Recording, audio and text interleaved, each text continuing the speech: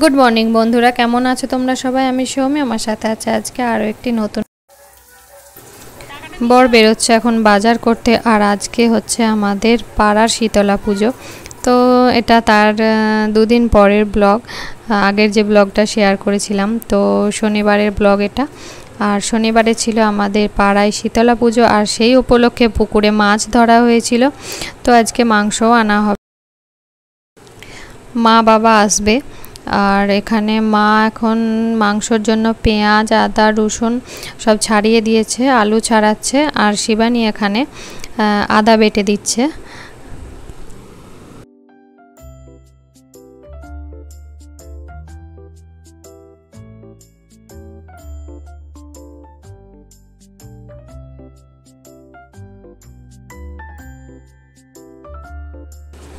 আর পুকুরে যেহেতু মাছ ধরা হয়েছে, তো মাছ ধরা হলে আমাদের সবাই মানে মাছ ভাজা, টাটকা মাছ ভাজা খায়। তো বর তার জন্য মাছ ভেজে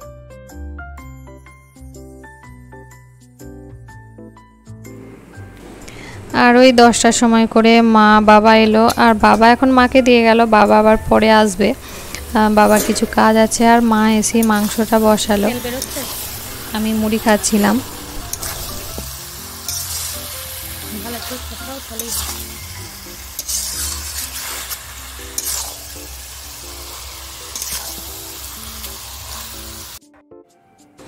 আর বাবা কিছু বাজার থেকে আমরা কিনে এনে দিয়েছিল। আমি বলেছিলাম কিনে আনতে, কারণ গাছে এখন গাছ সব চারিদিকে কেটে দিয়েছে, আমরা সেরকম পাওয়া যায় না।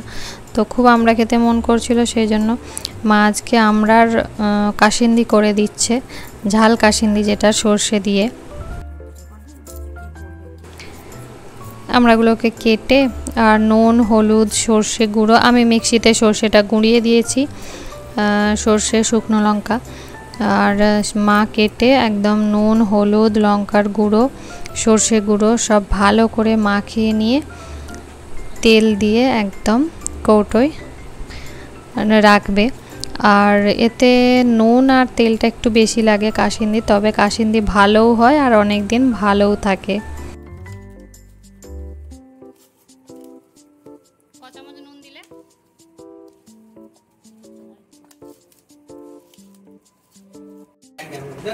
মা আমরাগুলোকে হাত দিয়ে মাখাচ্ছিল, আর আমাদের তো শুধুই জিভে জল আসছিল। তো আমরা বসে গেছি, বর আর আমি বসে গেছি একটা করে আমরা খাওয়ার জন্য। তোজও শেষকালে এসে জুটেছিল।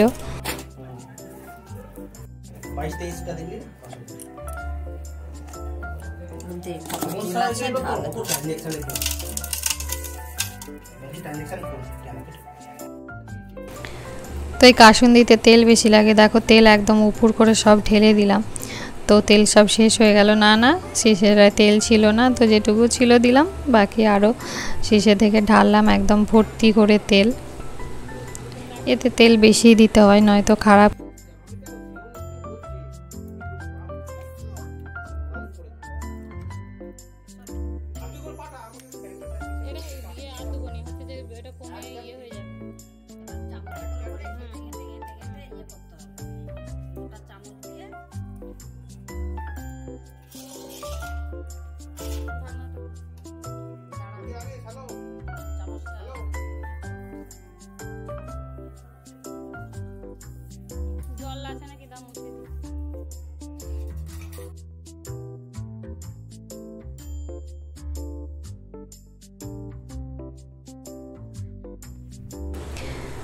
তারপরে আমি স্নান টান করে 12টার সময় পুজোটা দিয়ে এলাম।